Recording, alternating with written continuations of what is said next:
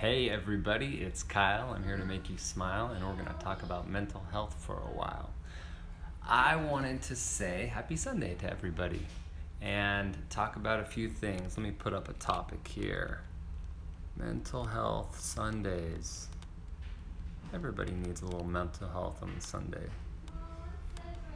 All right, let's see here. I will pin this. Okay, so a few topics for today. Thank you everybody for joining. Hello everybody. Feel free to put your flag or tell me where you're watching from. Hey, my buddy Abid is there. Hey, buddy.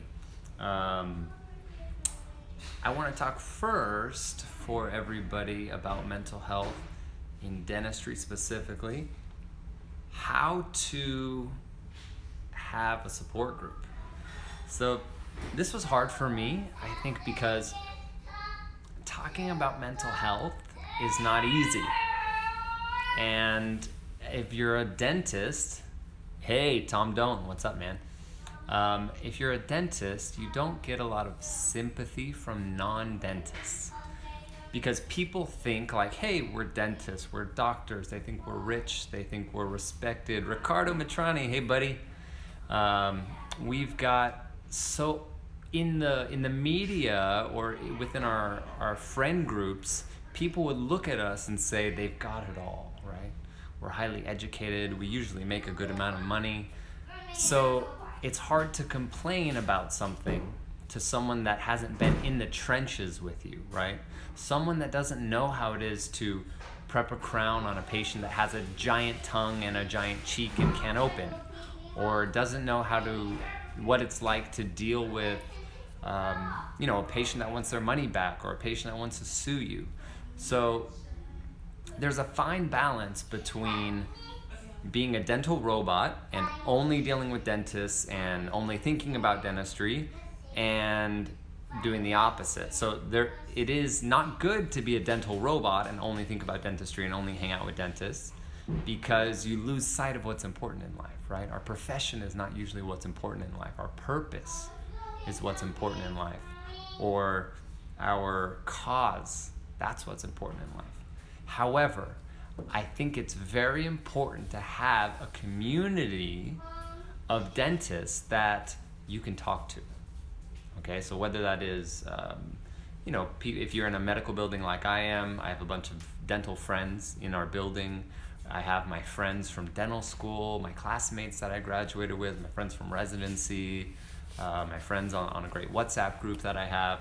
Someone that understands what I go through on a daily basis. And, if you're not married to a dentist, sometimes your spouse doesn't even understand, your family, your kids, your parents. I'm lucky that I have my father and my brother who are dentists, and they really understand what I go through.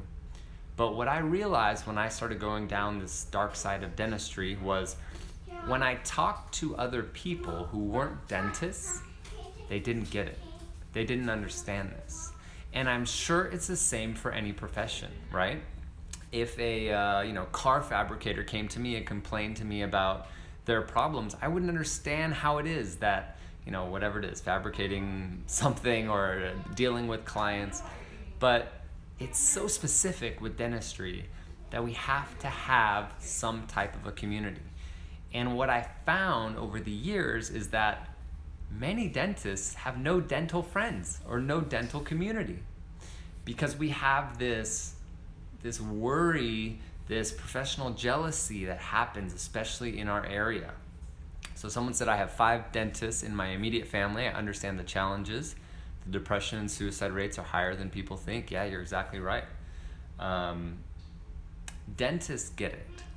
When you talk to a dentist and you complain about something, they may not get every aspect of it because our businesses are different, our clientele is different, but they get, in general, the struggles that we go through. And when I was traveling around and speaking about this, what I realized was there needed to be a community for those people that didn't have a set community. Like me, I have my father, my brother, I have friends that are dentists, but not everybody is as lucky as I am to have dental friends. So that's part of the reason why I am starting this course, is because I wanted to give those people that need a community and need to interact with somebody a place where they could go. So that was number one. Again, with that balance of being a dental robot and being a human, there's a very fine balance with this. There's some research that shows that, here we go, 10% of dentists don't take any time off. Ever. No time off. I mean, that is crazy. That is crazy. We have to have some type of balance. No, sorry. Only 10% of dentists take any time off. Wow. Only 10% of dentists. So 90% of dentists don't take any time off. And I think this is that slippery slope where your profession becomes your purpose, and that can be bad. Because when your profession becomes your purpose, you lose sight of what's important in life, right? And then if something bad happens in your profession, you take it very personally. And you take it as if, well, if that's my purpose in life, my purpose is to be the best dentist ever, and something bad happens, that will definitely happen if you practice long enough, you can really get down on this. And so that's why we have to separate our profession and our purpose. Another statistic that comes from a published article is, hey, Daniel, no, how you doing, buddy? Only 6% of dentists have a hobby. Only 6% of dentists have a hobby. This is a problem that I see with dentists that I talk to that are on the end of their career. So dentistry has been their hobby their whole life. And they love dentistry, they're passionate about it, and that's okay. But you need to have something outside of dentistry, because there may be a time when you can't practice dentistry. When you're too old, you retire, you get hurt, something happens where you have to move out of the country, you don't have a license there, et cetera, that we have to have our passions outside of our profession. So remember, separating our profession from our purpose or our cause is a very important thing. Also, having a community that you can speak about your problems, whether that is, the dentist in your building or your friends from dental school, or maybe it's the light side community that we're creating and you're gonna join the course about this. Another thing I wanna share that I'm kind of excited about is that when I created this course about mental health, I had a lot of people asking me, right? Like, can we do more? I know you talked a little bit about it. You've done some Instagram stories about it. Is there any other way that I can prevent this, or I can learn more about this? And I wanted to create a course. So I also wanted to be able to get CE credits for the people that were taking a course, because I hated how we only get CE credits for learning about clinical things, when if our mental health was better, we could actually be better clinically. So I went to 5 or 6 different big companies in dentistry, and I asked all of them, I'm doing this course, I would love to provide continuing education units. Most of them didn't write back, or most of them said, well, we can't really sell our product, so we can't really support that. And I understand that from a business standpoint. And I tried to talk to them like, well, if your dentists who are taking this are in a better standpoint, then they'll be able to buy more from you and they'll do better in their practices. But the answer was really no. And then recently, I talked to Paramount Dental Studio, which is a lab here in Southern California, and they were so into supporting this course. So they're actually providing CE credits for our mental health course. And what's cool about them is that they have a Wounded Warrior program. So I think about 40% of their laboratory technicians and their staff there are former veterans and oftentimes wounded warriors. So they're very big on mental health, PTSD, and keeping our veterans supported. So I'm super excited to be partnering with them to provide CE credits for the light side course that's coming up. And if you haven't seen the videos, you can go back to my previous videos where it says big news and I explain everything in there. But if you'd like to get on the wait list for that or learn more, just go to my link in bio and put your email in, and we'll send you all of the info on that. Let's talk about burnout, and then I'll let you guys go back to your family for Sunday, and I'm gonna go back to my family. You can probably hear them in the background. Burnout is a syndrome of emotional exhaustion, depersonalization, and reduced personal accomplishment. This was what I was going through when I went through my dark time in dentistry, was this exact definition. Another thing it says is, it is a response to chronic emotional strain of dealing extensively with other human beings, particularly when they're troubled or having problems. So when you think about dental patients are troubled and having problems oftentimes, right? That's why they're coming into us. Now, of course, we have our patients that are coming in and are getting hygiene checks and regular exams and regular x-rays and kind of preventative dentistry. But many of the patients that come into our practices are coming in and they are troubled or having problems.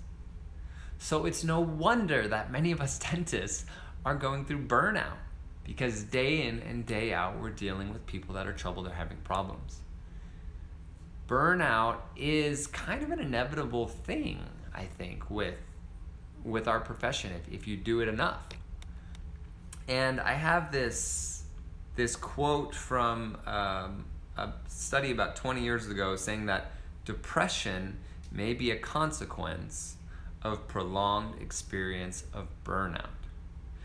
So if we have a profession that deals with troubled people that are going through problems, and we have repeated exposure to troubled people that are going through problems, we are more likely to have burnout.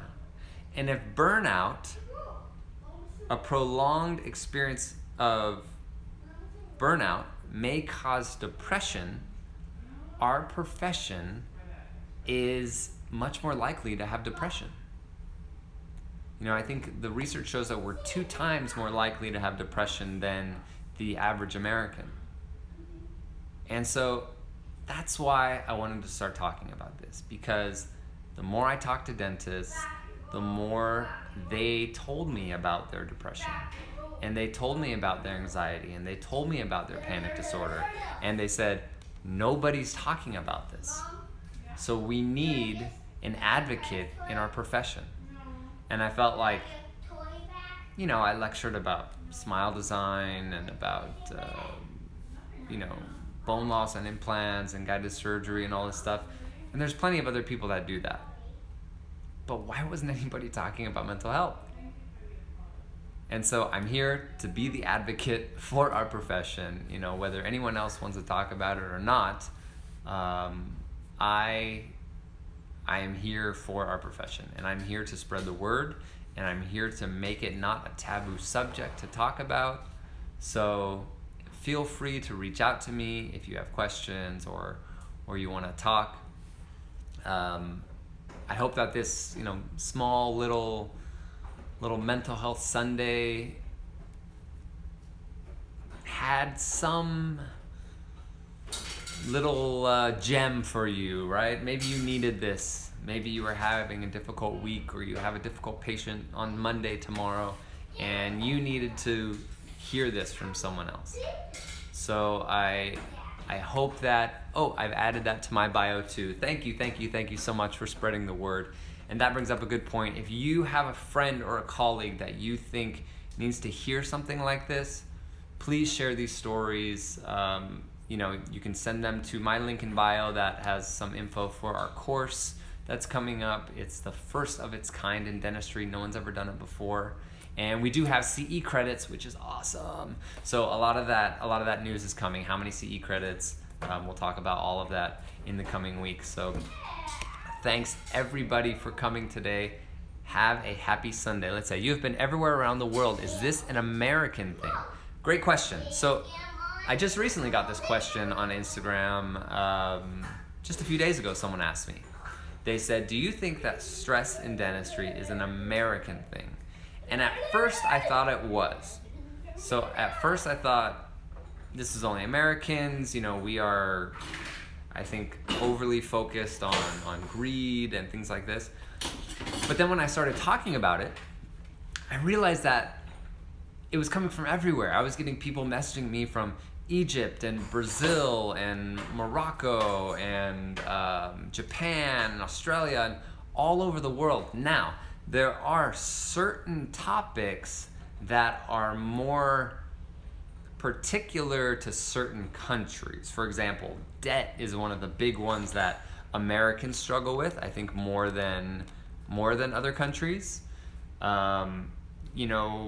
Competition, I think is, and you just said that. Competition is something that is different in other countries. I know that in Brazil there's a lot of competition. There's a ton of dentists. In Australia, in certain areas, there's a ton of dentists, so competition is big. But it is a universal thing, is what I've found. There are certain aspects that are particular to different countries, but I had someone message me from Costa Rica the other day, and they're going through some of these same problems. Now, most other countries outside of the US don't have the debt problem that the doctors in the United States do. We go through 4 years of college, 4 years of dental school, residency programs, etc. Many of us, I think the average dental school debt is 280 something thousand, if I remember that correctly. So yeah, 287,000 is the average dental school debt coming out of school. So you have a big cloud over your head. Mine was a lot more. Mine was over $400,000 when I came out of school. But there's other countries that have different problems. In certain countries, it's the pay. You have a cap on how much you can charge. And it's similar to that if you're taking insurance in the United States, but it can differ in every country. So really, really, really good question. Someone said insanity. Yeah, that is insanity. Coming out of school with so much debt, right? And some people I know came out of school with $1 million in debt. So if you go to a really expensive dental school, you really go to an expensive college, and then you do a residency program that you have to pay for, you can come out of school with $1 million in debt, and that is a huge cloud over your head. So that is something that is different in the United States. Yeah, NHS dentistry. I've had a lot of people from the UK message me about NHS dentistry and the limits on what you can get paid. And from a business standpoint, if you're only getting paid a certain amount, you can't take a lot of time to do that, or else you'll go under. Maybe you can't use the best materials, or maybe you can't use rubber dam because you don't have time. So that can be difficult. I had a dentist message me from Japan talking about the same thing with government programs controlling how much you can get paid, setting limits. There's certain countries that you can only charge a certain amount, even if you have a private clinic. And so that can really cause problems. I think the litigation problem is something that I originally thought was only bad in the United States. And then I had a lot of dentists message me and tell me, no, it's bad here too, we can get sued. So each country has their own little problems, but I think, let's say maybe 60-70% of the stressors are the same throughout the world. I don't know if there's any country that has a good media portrayal of dentistry. If your country has a good media portrayal, please message me and let me know. I would love to know. But that's a problem. You have a bad media portrayal, so everybody thinks we're bad, everybody thinks we're going to rip them off, and we're going to hurt them. And then they come in to our practice expecting that, and they're very scared, they have problems with treatment, their blood pressure is high. So, I don't think that is we don't have good media portrayal in any country, right? Some dentists make more than others in different countries, but sometimes that comes with more stress as well. So if you've got something specific to your country that you've heard me talk about and you say, nah, that doesn't really apply to us, please message me. If you've got something very specific in your country or in your area of the world that is very specific, that causes you the most problems, that you're not sure if it's the same in the United States, message me, because I would love to be able to apply this more in any place around the world. Because like I said, about 70% of what I talk about, I think applies universally to any dentist around the world. So I'm going to let you guys go and have fun with your families on this Sunday. Again, if you're interested in my course, go to my link in bio, sign up for the wait list. We're going to be releasing more information in a few weeks, but I hope this little talk maybe gave you a smile for today. So Tom, thanks for coming. Everybody, thanks for your questions and your comments and for taking some time on your Sunday. See you later.